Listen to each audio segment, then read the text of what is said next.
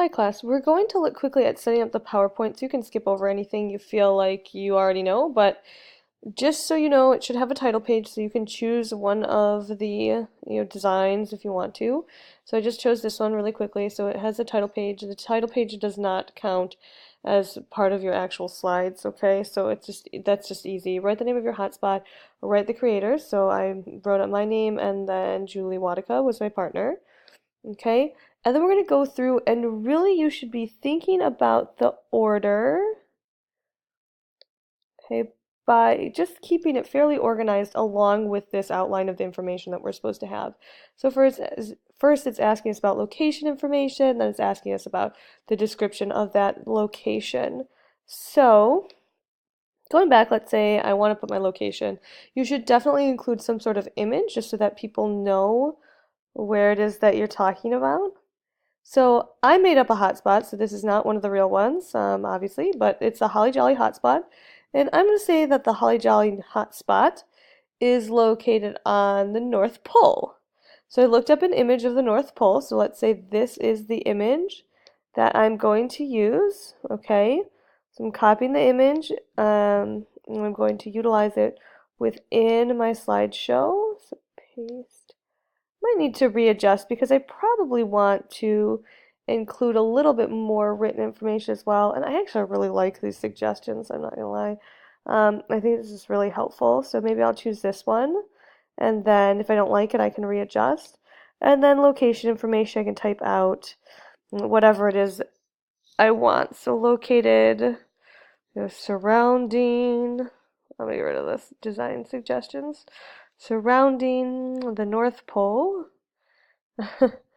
the oops,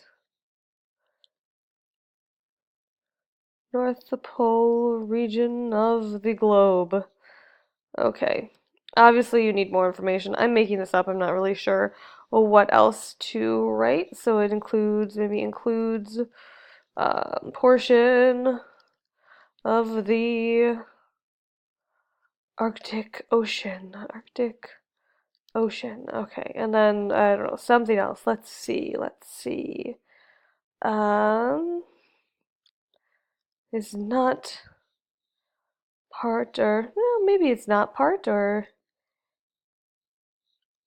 it's part of, and we'll just say, what does it say? I don't know. Okay, we'll just say is part of, I don't know, let's say Russia. Russia, Greenland, and ice, no, not Iceland, Greenland and Canada. Whatever. Okay, so these are the people who own this area, so it's divided into these three countries. This is all made up again. So I'm just giving some basic location information, of course, making adjustments, all of that, deciding what it is that I think looks good, make sure it's legible. So we said it shouldn't be that small, so I think we said like 22 or so is probably our bottom limit. So we want it nice and big for those of us who can't see super well. And then we want to make sure that we have our initials stamped somewhere on the slide. So that means that we are identifying that we made the slide. So if we go to insert, text box, and oops, this part can be super small. So let's say I made this slide. Okay, I don't think anyone has hopefully the same initials as their partner. So if we do, we'll need to readjust that, but I made this slide, so I'm just putting my initials at the bottom. This can be small. It doesn't have to be 25 or whatever, 30 font. Just put it in the bottom, visible. We see it. That's who made it. Okay, so this is the person responsible for this. Again, if I made this one, this was all my idea, then it is probably my job to present this information as well. So then we have the issue of pictures. So, okay, let's start. New slide. I don't know. Let's see. Insert home. I might do the layout. I don't really want this layout for this. I don't want that one either. I don't know. Did they just have the regular one? Maybe this one just really favors this. So that'll be fine for now. So we need works cited.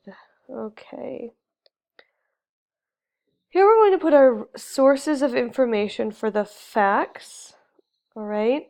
Okay, but we're not just worried about the facts. So if you do an IA, if you borrow any data tables or graphs or images at all, you have to cite them. So that being the case, we have to make sure that we're citing the images that we use as well. So this is an image I used, and this was just from Wikipedia, but we're going to use this as an example. So I uploaded this guide, but this is just showing you elements to be included in the reference. This is just an IB reference material. So if you said this is effective citing and referencing. So this bottom part, if we look, it says image graph or graphic, and it's asking us to include, if available, the author or creator, then which you might have available for the pictures depending on where you're getting them, the title of the picture, and then they'll say if applicable, if applicable. So we're taking a look at that. Institution, okay, publisher and city if applicable. That's probably going to be a little bit harder to find. And then let's see, the URL. So most of the images are from websites, and even a lot of the images that we've seen on the IB exams and with the IB questions are from a website, and you'll see that they include the website information on the exam with the picture. So if we're looking at that way, I actually would prefer that we just put the information with the picture because that's what they're used to doing when they use those images like on the exam. So I'm going to have us do that. And then where it says, okay, image, graph, graphic, the other thing it says, if applicable, is a publication date, which again might be challenging to find. So if we look, very last column, we're going to check, okay, if applicable, it says date accessed. And anytime you use, excuse me, a website resource, you should be using the date accessed just so that you have that information cleared up. So I used this image. So if I just go to the image, it's titled Exact North Pole.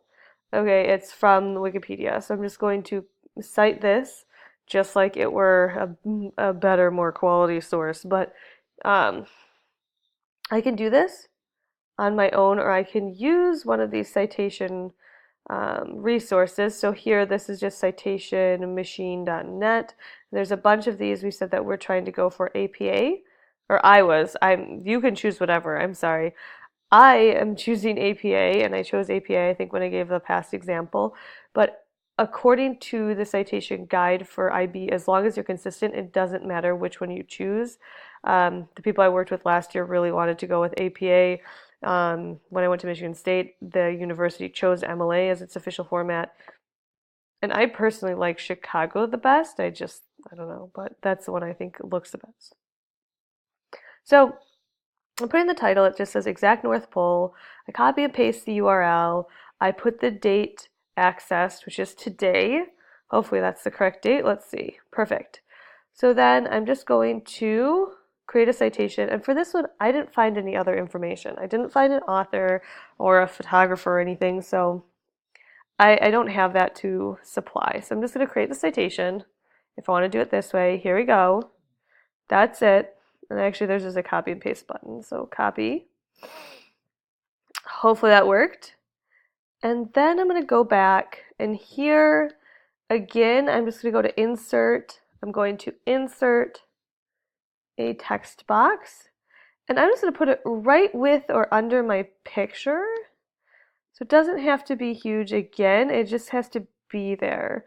So when you're taking the IB test, oh, it does actually say thumbnails. I wonder if that's something that we could include. So you can see there's actually something in the bottom that maybe I should have included, but we'll just continue on for now with this as a little example.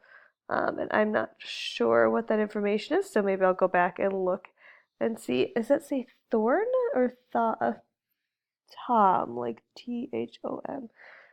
Gillis. Maybe it does say Tom Gillis is an author. Or creator of this image. Okay. So let's say it is, okay? So it looks like it has a little stamp at the bottom with maybe an author. I don't know. Tom Gillis sounds like an author to me. I'm gonna go back here. Click on my image again. Gillis. It doesn't actually give me great, let's see, information about that on here. But that's okay. So I'm going to go back to the citation machine. I am going to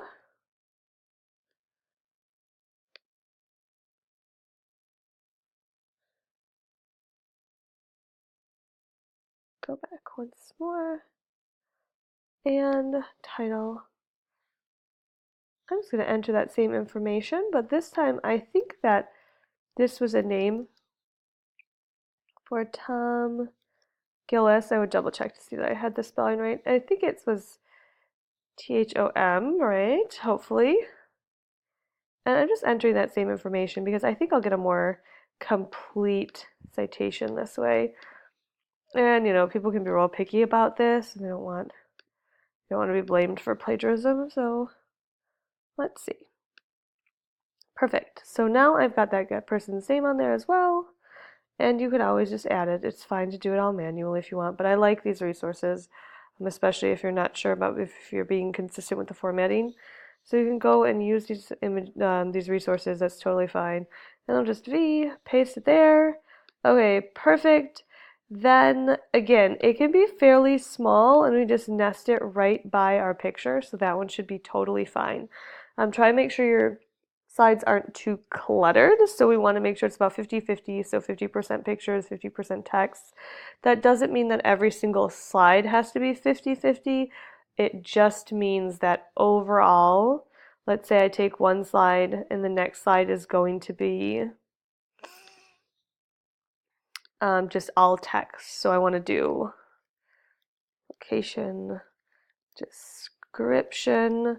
So let's say I want this just to be all text, and I can reformat it if I want to, but if this is all text, then after that, maybe I want to add some images just to give people an idea of what it is that I'm talking about. So I'm still trying to keep it about 50-50. And remember, font size should be pretty big. Again, we're hoping everything is clear and legible. It does not need to be in full sentence form. In fact, there shouldn't really be full sentences, and there definitely should not be any paragraphs in a PowerPoint. So unless you're giving someone an assignment, there's no reason for that. So if you're going through the PowerPoint, just make sure you're bulleting the information and keeping it concise.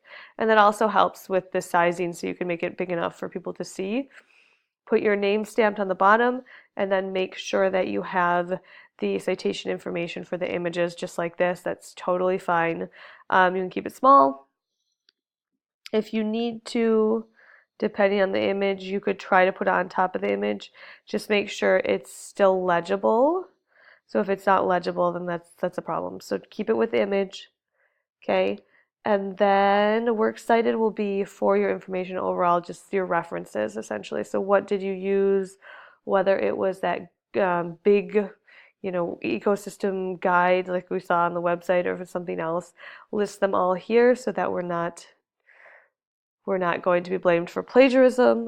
It's just good practice for the IB as well. So for writing and keeping those formats, you want to make sure that you're citing the information to the best of your ability and using as much detail as possible.